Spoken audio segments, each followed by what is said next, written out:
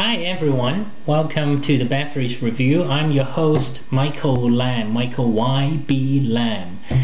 Today I'm going to go through a wine with you, and again this is a Bordeaux wine that I bought a few years back. The chateau's name is called Chateau Puygeraud, P-U-Y-G-U-E-R-A-U-D,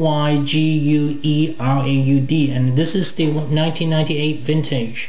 I still remember at that time when we were lining up for Bordeaux release, this was a wine that everyone wanted because it was actually ranked or rated quite high by the WineSpectator. I had previously tasted this wine and found it really quite coarse and not really up to the 90 point that WineSpectator has given it. And I've opened this bottle but vacuum pumped it, and I'm going to retaste it with you here.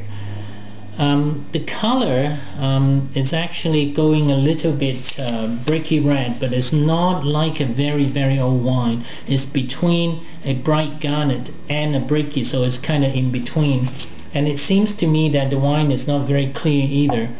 Now let me nose the wine and see how I feel about the wine.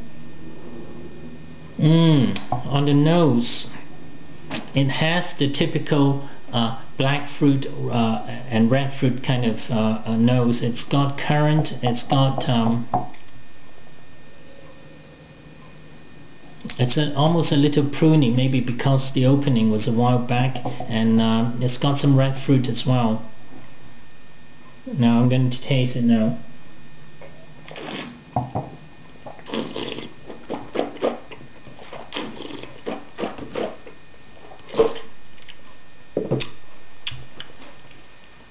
The wine is still very young and tannic. In fact, the tannin is the problem with the wine, as I've always tasted. The tannin is very thick. Upon entry into my mouth, very soon the tannin just coats through my tongue and the side of my mouth. And it's almost like eating a bunch of spinach.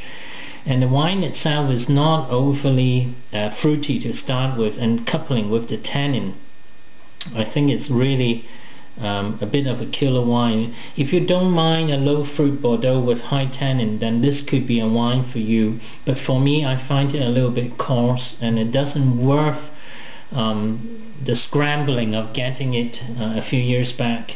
Chateau Puygeraud is from the Côte de France, which is a minor region on the right side of the right bank, on the east side of a couple of famous communes called Pomerol and Saint-Emilion.